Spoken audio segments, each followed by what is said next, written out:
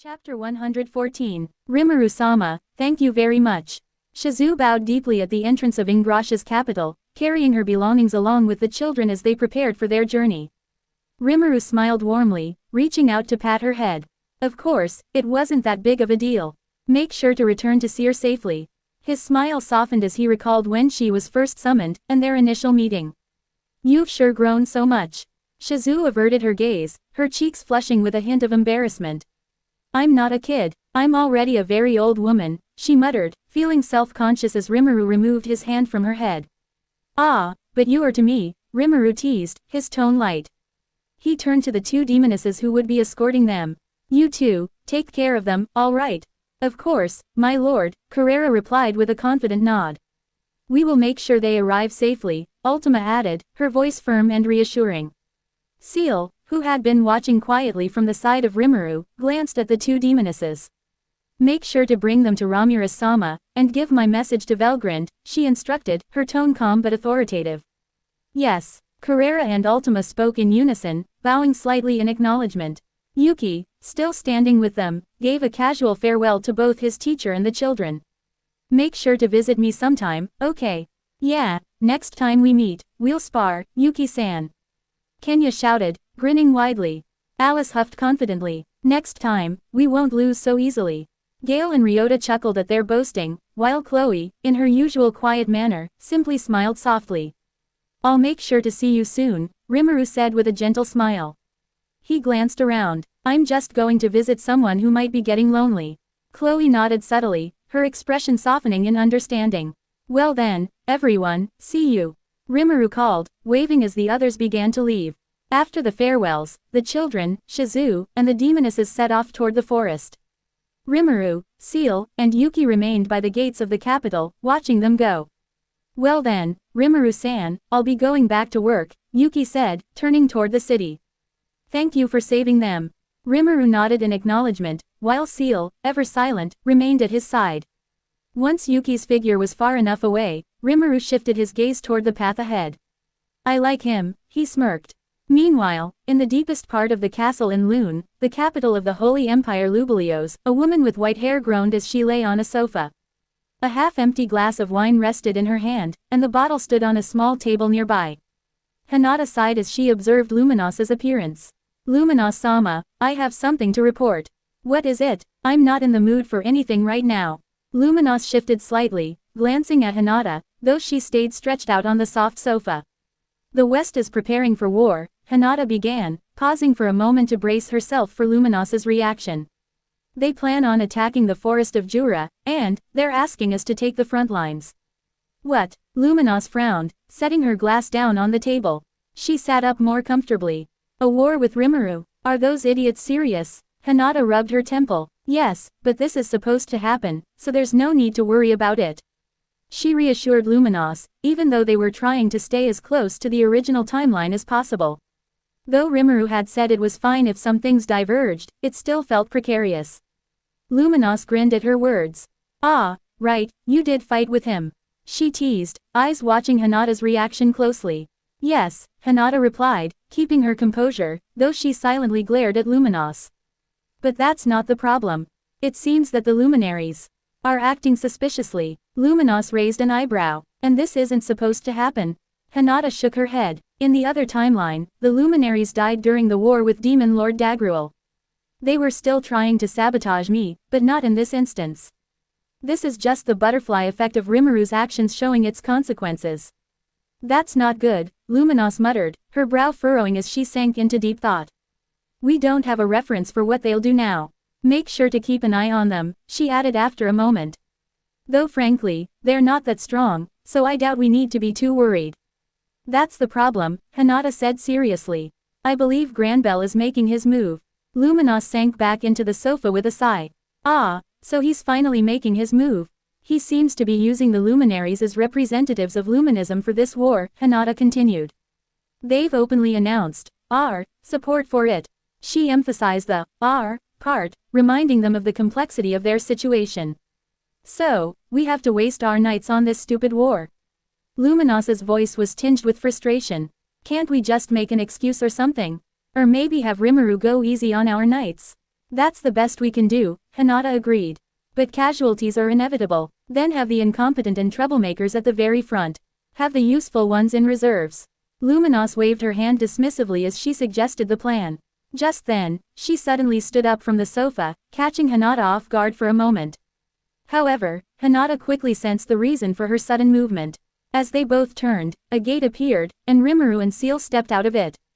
Why there, Lumi, before Rimuru could finish his sentence, he was tackled to the ground. Looking up, he found the heterochromatic vampire on top of him. She quickly grabbed his collar and sank her teeth into his neck. Seal walked past the two on the floor, casually greeting Hinata, who was watching the scene with one hand on her forehead. It's been a while, Lei, Hinata greeted, the two starting to converse as if the chaos around them didn't exist. It is a pleasure, but I am no longer Lei, Seal corrected her. Due to certain circumstances, I now go by Seal. Oh, sorry, Hinata apologized quickly, but Seal gestured for her to stop. A small smile graced her lips, signaling that it was fine. What's this about a new name? Luminos, now suddenly standing beside them, asked. You got a new name? Yes, Seal replied. During the fight, I was severely injured and merged my soul with Ein. After that, I recalled my original identity.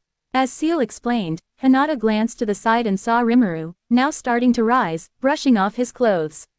He looked slightly disheveled but otherwise unharmed. Am I to guess you came here only to visit? Hinata asked, raising an eyebrow as she looked at Rimuru. Rimuru grinned, stepping closer to her. What, you don't miss me? He teased, moving as if to ruffle her hair.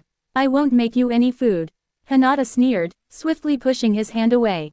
So, what's the real reason? I'm just joking, Rimuru laughed, brushing off her reaction. Mostly, I'm here just to visit Luminos. The small part is to talk about war preparations and what to do next. I see. Luminos nodded in understanding. Then let's get to it.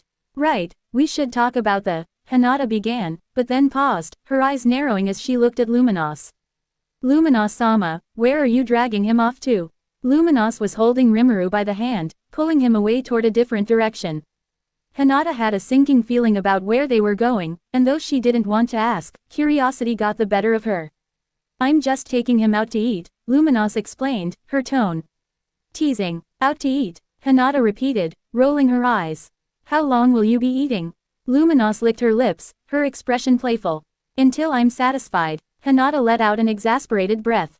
She felt a gentle tug on her coat. Turning, she saw Seal standing next to her, her gaze expectant. Leave them be, Seal suggested. You can discuss things with me. I'll handle everything for Master. Hinata sighed, giving in. Fine, she turned, moving with Seal toward a more formal setting, her office. Meanwhile, Luminos and Rimuru headed off to a more private location, her bedroom. As both doors slammed shut, one was filled with strategies for the upcoming battle, while the other echoed with the moans of the ongoing battle in bed. Hinata sat at her office chair, leaning forward slightly as she clasped her hands on the table, staring at Seal with sharp focus. Seal, calm as ever, settled into one of the visitor sofas, her eyes never leaving Hinata as she spoke. What plans has he come up with? Hinata asked, her voice steady but tinged with concern. Seal met her gaze and, without a word, created several documents out of thin air. They materialized onto the table with a soft rustle. This is the detailed plan I've discussed with Master, with some modifications of my own, Seal said matter-of-factly, handing over the documents. Hinata skimmed through a few pages, raising both brows in surprise. Is this serious? Yes, Seal replied, her tone unwavering. The summary is simple. Make Falmouth a vassal state as compensation for the war. We will hold the supplies and economy of the West by their necks and take advantage of it all. Hinata's eyes narrowed. You know, as a human, and commander of the Holy Knights, and right hand of God Luminos, I can't have the humans in any real danger. And you won't have to worry about that, Seal assured her. This isn't about endangering humans. It's a very aggressive way to harass them. Master sees it not as a ploy to destroy humans, but as a joke, one that will leave them needing to trade with him through Falmouth. Hinata leaned back in her chair, rubbing her temple. But what makes you think they won't just wage war again, in the name of saving Falmouth from the demon of the forest? Seal gave a small, knowing smile. Where will they get the weapons, supplies, and soldiers they need? They'll waste their resources on this current war. And with the East Empire always looming around, they need to hold some reserves for self-preservation. Hinata fell silent. Those words lingered in the air, the weight of them settling over her. War was expensive, both in terms of supplies and soldiers. Resources were finite, no matter how much they tried to frame it as a holy war or revenge against monsters. Without the necessary logistics, such a war was a losing battle. The moment those in charge realized they stood to lose more by attacking Rimuru than by negotiating with him, they would stop trying to brute force their way through. I still can't believe you'll do this to the West, just to harass them. Hinata muttered under her breath, a touch of frustration in her voice. Can't you just make them compensate or wipe out the army? Ciel's smile softened, but there was a coldness to it that made Hinata uneasy.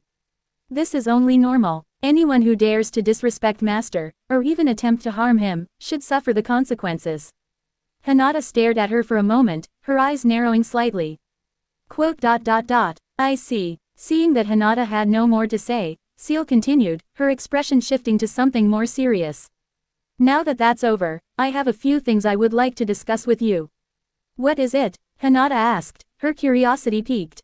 It was rare for Lei, now Ciel, to speak to her like this, especially outside of formal matters. Ciel leaned forward slightly, her voice lowering. Due to the differences in the old timeline and this one, I've been looking into several changes. I need your help to investigate some of them. Hinata tilted her head. Close to me, yes, Ciel confirmed. Granbel Rosso, Maribel Rosso, Yuki Kagarizaka, Merchant Dam, and the Luminaries, though the last part is not of much importance. She began to list the names, her voice steady but purposeful. Hinata's brow furrowed as she absorbed the information. What do you need to know? Where they are, what their goals are, even the false ones, Ciel continued, her gaze locking with Hinata's. Who they're aligned with, who acts suspiciously, who acts friendly, who knows who, and finally, do any of them interact with the East? It had been more than 2 days since then, and she now stood in front of Luminos' room. With her were Louis and Ciel as they discussed their plan to knock on the door. Personally, Hinata didn't want to enter or even know what the two had been doing for the last 2 whole days.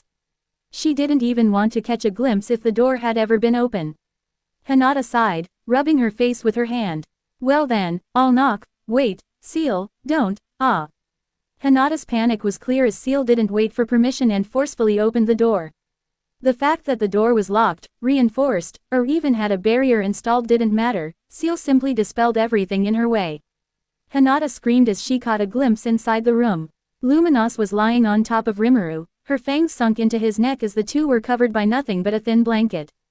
Hearing her scream and the door swinging open, Luminos reluctantly removed her fangs from Rimuru's neck, licking the spot as she sat down on his chest. She stared at the people standing at the door. The blanket slid down to her waist, revealing her bare back. Her expression was one of pure bliss at first, but it quickly morphed into an angry frown. What is it? Her voice was laced with pure wrath, clearly irritated at being disturbed. That is Hinata stuttered, her face flushing as she quickly raised her hand to cover her eyes.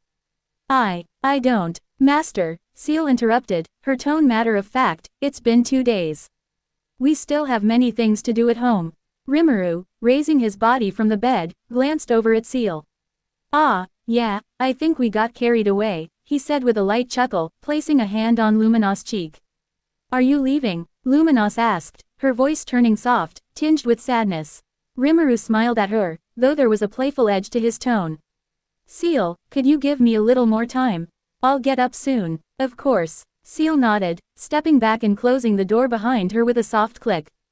Hinata and Louise both sighed in unison. Well, that sight is going to scar me forever, Hinata muttered, slumping her shoulders. She quickly turned on her heel, heading down the hall. I'm going to my room. Just tell me when they're finished. It would be about a month before Ciel could forcibly separate Rimuru and Luminos. Even with the help of Hinata, Louise, and Roy, it took considerable effort. To be continued.